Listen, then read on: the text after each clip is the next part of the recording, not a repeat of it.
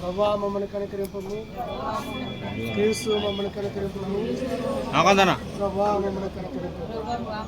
దేవుని వాక్య భాగాన్ని అయితే ఆ దూత భయపడుకుడి, ఇదిగో ప్రజలందరికీ కలగబో మహా సంతోషకరమైన శుభార్తమానము నేను మీకు తెలియజేస్తున్నాను. దావీదు పట్టణమందు నేను రక్షకుడు మీ కొరకు పుట్టి ఉన్నాడు. నేను ప్రభు అయిన యేసు క్రీస్తు. దానికి ఇదే మీ కానవాలు. ఒక శిశువు పొత్తుగుడ్డలతో చుట్టబడి ఒక తొట్టులో పండుకుని మీరు చూసేదరని వారితో చెప్పాను. వెంటనే పరలోక సైన్య సమూహం ఆ దూతతో కూడా నుండి సర్వోన్నతమైనటువంటి స్థలంలో దేవునికి మహిమయు ఆయనకి ఇష్టమైన మనుషులకు భూమి మీద సమాధానము కలుగుగా కానీ వారు స్తోత్రగానము చేయుచుండెను. దేవుడి పరిశుద్ధ వాక్యాన్ని గురించిన కాదు. దేవుడు అంటే మాకు ఒక రక్షకుడు కావాలి, మా యోగక్షేమాలు తెలుసుకునేటువంటి ఒక నాయకుడు కావాలి, అన్ని విషయాల్లో మాకు చేయూతనిచ్చేటువంటి నాయకుడు కావాలి. రాజకీయ పరంగా వారి యొక్క ఉన్నతమైనటువంటి జాతులకు సహాయం చేస్తున్నారు, కానీ బడుగు బలహీన వర్గాలకు ఎలాంటి సహాయం లేదు, వీరిని ఆదరించేవారు లేరు అని వారు ఒక రక్షకుడి కొరకు ఎదురు చూస్తున్నప్పుడు దేవుడు అంతకుముందు తన ప్రణాళిక ద్వారా 700 సంవత్సరాలకు ముందు ప్రణాళికలో యేసుక్రీస్తు ప్రభు వారి గురించి ప్రవచించిన ప్రవచనంలో ఆయన లోకంలోనికి రావడం జరిగింది. ఆయన వచ్చి ఈ సువార్తను ఎక్కడ తీసుకెళ్లారంటే బడుగు బలహీన వర్గాల్లో పేదలైనటువంటి వారు, అణదొక్కబడినటువంటి జాతుల్లో ఉన్నటువంటి వారికి ఈ సువార్తను తీసుకెళ్లారు. యేసుక్రీస్తు ప్రభు వారి యొక్క ఉద్దేశం ఏంటంటే తారతమ్యాలు లేవు, అందరూ కూడా సమానత్వం కలిగి ఉండాలనేటువంటిది వారు ఉన్నటువంటి ఉద్దేశం. మరి ఈ సమయంలో ఈ 75 రోజు రిలే దీక్షలో ఈ క్రిస్మస్ దినాలను జ్ఞాపకం చేసుకుంటూ మరి కోటేశ్వరరావు గారిని ఎంతైనా మనం అభినందించాల్సినటువంటి విషయం. లేదంటే వారికి వారుగా ఇంట్లో ఉండి హ్యాపీగా కాలు మీద కాలు వేసుకొని ఉండేటువంటి పరిస్థితి, అలాగే వారి ఇంట్లో కూర్చొని సమస్య ఆర్డర్ పెట్టుకొని తినగలిగేటువంటి పరిస్థితి. కానీ ఇక్కడ ఉన్నటువంటి సామాజికపరమైనటువంటి పరిస్థితుల్లో కొంతమందికి మాత్రమే న్యాయం జరుగుతుంది, అందరికీ జరగడం లేదని వారు తలంచి వారి పక్షంగా వారు ఈ రీతిగా లేచి ఈ రిలే నిరాహార దీక్ష ప్రారంభించి రాజధానిలో ఉన్నటువంటి రైతులకు సమాంతర న్యాయం జరగాలి. వారు వారి కష్టం, వారి జీవితకాలం అంతా పంట పండించుకునేటువంటి భూములు త్యాగం చేసేస్తున్నప్పుడు వారు సరైనటువంటి న్యాయం కావాలని వారు ఈరోజు ఈ నిరాహార దీక్షను ప్రారంభించారు. ఇప్పుడు 175 రోజు చేరువచ్చినటువంటి సందర్భంలో ప్రభుత్వం దీనికి స్పందించి మరి వీరు ఏదైతే డిమాండ్స్ చేస్తూ వారి కొరకు కాదు కానీ రైతుల కొరకు వారు చేస్తున్న డిమాండ్స్ను వారు అర్థం చేసుకొని రైతుల పక్షంగా మరి కోటేశ్వరరావు గారు వెల్లించినటువంటి వినతులను స్వీకరించి ప్రభుత్వం దిగి రావాలని, అందుకొరకైనటువంటి క్రైస్తవ విశ్వాసాలు చూస్తున్నటువంటి మేమందరం కూడా వ్యక్తిగతంగా ఈ కార్యక్రమం కొరకు వారి క్షేమం కొరకు అలాగే ప్రజలందరి కొరకు రైతుల కొరకు వారు చేస్తున్నటువంటి రిలే నిరాహార దీక్ష సక్సెస్ అయ్యి వీరి డిమాండ్స్కు ప్రభుత్వం దిగొచ్చి సహాయం అందించి రైతులకు సమాంతర న్యాయం చేయాలని కోరుకుంటూ మరి సమయంలో క్రిస్మస్ శుభాలు తెలియజేస్తూ ఈ నిరాహార దీక్షను 175 రోజుకు తీసుకొచ్చినటువంటి మరి కోటేశ్వరరావు గారికి సమపక్షంగా క్రిస్మస్ శుభాలు తెలియజేస్తూ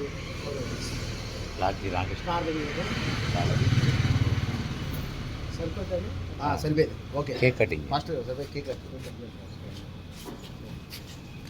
ప్రేమగల తండ్రి, మరి ఈ సమయంలో ఈ కేక్ కటింగ్ మీరు ఆశ్రయించండి. అనేక పదార్థాలు మించి నా ప్రేరితులు మధురములు అలాగే నా ప్రభావ మరి కోటేశ్వర గారు ప్రారంభించినటువంటి ఈ యొక్క కార్యక్రమంలో ముస్లిం జాతులు అందరూ కూడా చేరువచ్చి సహకారం ఉంది.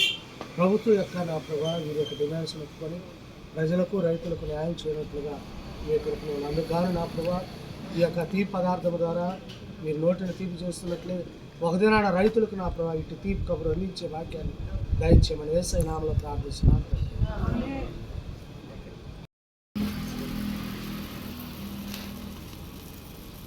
వర్ధిల్లాలి కోటేశ్వరరావు గారి నాయకత్వం, వర్ధిల్లాలి కోటేశ్వరరావు గారి నాయకత్వం, వర్ధిల్లాలి వారి ఆలోచనలన్నీ కూడా, వారి మనోభిష్ట ఏదైతే ఉందో దాని దేవుడు ఈ క్రిస్మస్ దినాల్లో సఫలం చేయను కాక.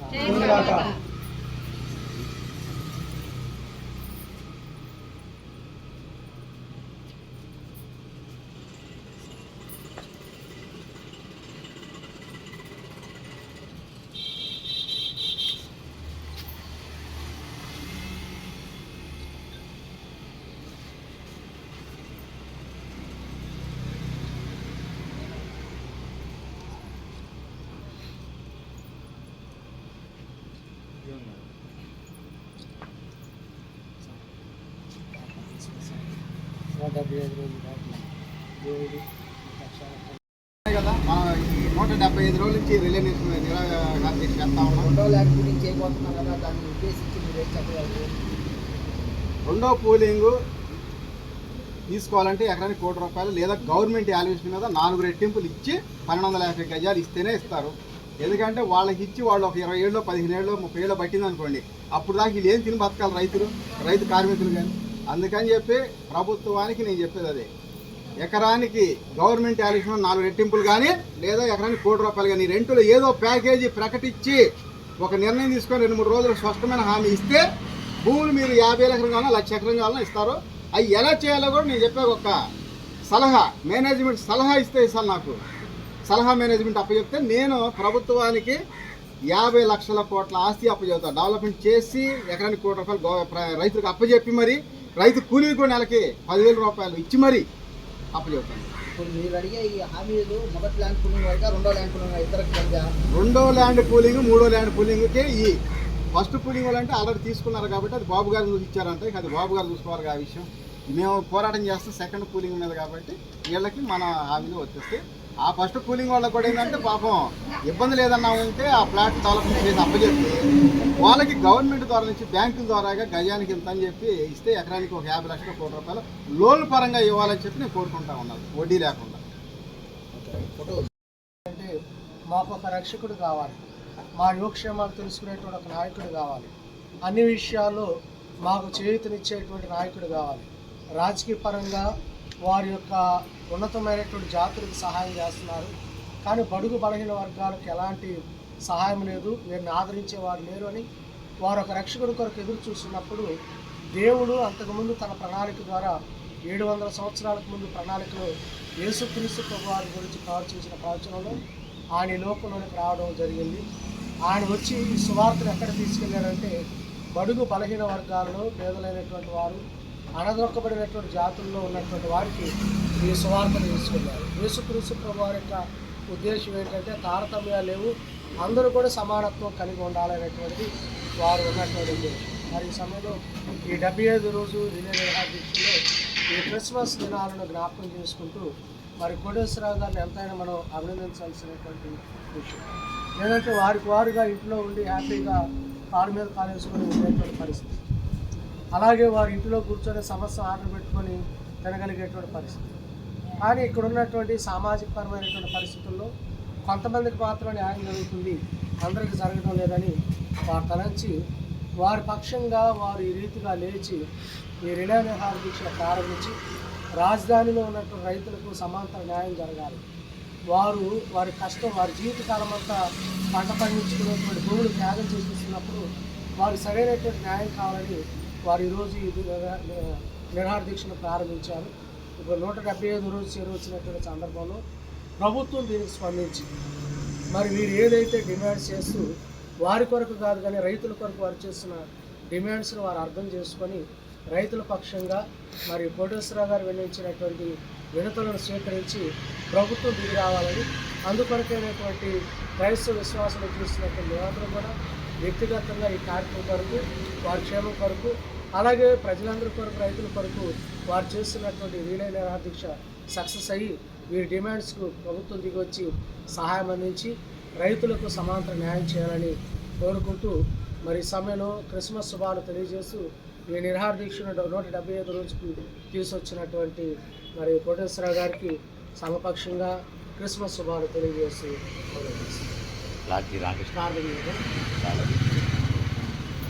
సరిపోతుంది. సరిపోయింది. Okay, cake cutting first cake ప్రేమల తండ్రి, మరి ఈ సమయంలో ఈ కేక్ కటింగ్ మీరు ఆశ్రయించండి. అనేక పదార్థాల నుంచి నా ప్రేమికులు మధురముకులు, అలాగే నా ప్రభావ మరి కోటేశ్వర గారు ప్రారంభించినటువంటి ఈ యొక్క కార్యక్రమంలో ముస్లిం జాతులు అందరూ కూడా చేరువచ్చి సహకారం ఉంది. ప్రభుత్వం యొక్క నా ప్రభావ వీరి యొక్క డిమాండ్స్ ఒప్పుకొని ప్రజలకు రైతులకు న్యాయం చేయనట్లుగా మీ యొక్క అందుకు గాను నా ప్రభావ ఈ యొక్క తీపి పదార్థం ద్వారా మీరు నోటిని తీపి చేస్తున్నట్లే ఒకదినాడ రైతులకు నా ప్రభావ ఇటు తీపి కబురు అందించే వాక్యాన్ని దయచేయమని యేసయ్య నామములో ప్రార్థిస్తున్నాను.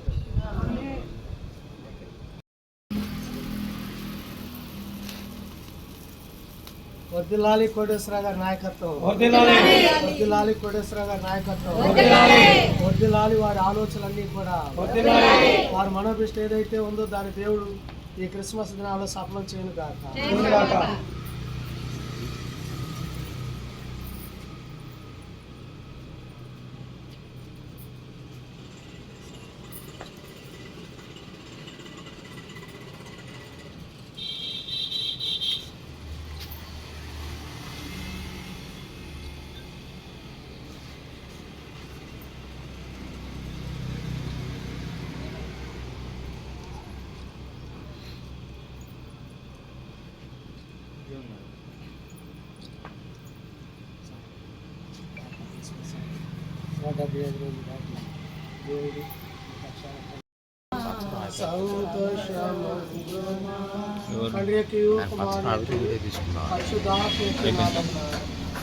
ప్రభా మమ్మల్ని కనికరింపము, క్రీస్తు మమ్మల్ని కనికరింపము, ప్రభా మమ్మల్ని కనికరింపము.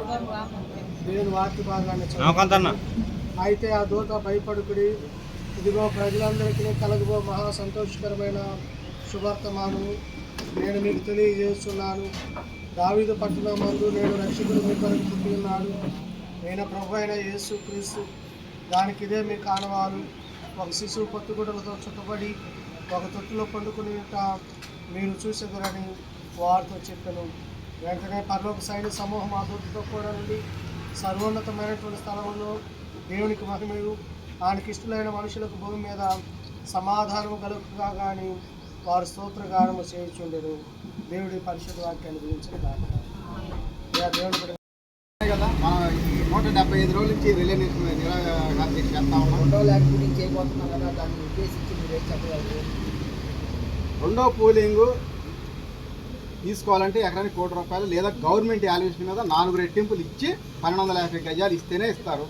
ఎందుకంటే వాళ్ళకి ఇచ్చి వాళ్ళు ఒక 20 ఏళ్ళు 15 ఏళ్ళు 30 ఏళ్ళు పట్టిందనుకోండి, అప్పుడు దాకా వీళ్ళు ఏం తిని బతకాలి రైతు కార్మికులు కానీ. అందుకని చెప్పి ప్రభుత్వానికి నేను చెప్పేది అదే, ఎకరానికి గవర్నమెంట్ వాల్యుయేషన్ 4 రెట్టింపులు కానీ లేదా ఎకరానికి ₹1,00,00,000 కానీ రెంటులో ఏదో ప్యాకేజీ ప్రకటించి ఒక నిర్ణయం తీసుకొని 2-3 రోజులు స్పష్టమైన హామీ ఇస్తే భూములు మీరు 50 ఎకరం కావాలన్నా 1,00,000 ఎకరం కావాలన్నా ఇస్తారు. అవి ఎలా చేయాలో కూడా నేను చెప్పే ఒక సలహా, మేనేజ్మెంట్ సలహా ఇస్తే ఇస్తాను. నాకు సలహా మేనేజ్మెంట్ అప్పచెప్తే నేను ప్రభుత్వానికి 50 లక్షల కోట్ల ఆస్తి అప్పచెప్తాను. డెవలప్మెంట్ చేసి ఎకరానికి ₹1,00,00,000 రైతులకు అప్పచెప్పి మరి రైతు కూలీలు కూడా నెలకి ₹10,000 ఇచ్చి మరి అప్పచెప్తాను. ఇప్పుడు మీరు అడిగే ఈ హామీలు మొదటి ల్యాండ్ పూలింగ్ వరకు, రెండో ల్యాండ్ పూలింగ్ ఇద్దరికి కలిగా? రెండో ల్యాండ్ పూలింగ్ మూడో ల్యాండ్ పూలింగ్కే ఈ ఫస్ట్ పూలింగ్ వాళ్ళంటే ఆల్రెడీ తీసుకున్నారు కాబట్టి అది బాబు గారు ఇచ్చారంటే ఇక అది బాబు గారు చూసుకోవాలి. ఆ విషయం మేము పోరాటం చేస్తాం సెకండ్ పూలింగ్ మీద కాబట్టి వీళ్ళకి మన హామీలు వచ్చేస్తే ఆ ఫస్ట్ కూలింగ్ వాళ్ళకి కూడా ఏంటంటే పాపం ఇబ్బంది లేదన్నా ఉంటే ఆ ఫ్లాట్ డెవలప్మెంట్ చేసి అప్పచెప్పి వాళ్ళకి గవర్నమెంట్ ద్వారా నుంచి బ్యాంకుల ద్వారాగా గజానికి ఇంత అని చెప్పి ఇస్తే ఎకరానికి ఒక 50 లక్షల ₹1,00,00,000 లోన్ పరంగా ఇవ్వాలని చెప్పి నేను కోరుకుంటా ఉన్నాను, వడ్డీ లేకుండా.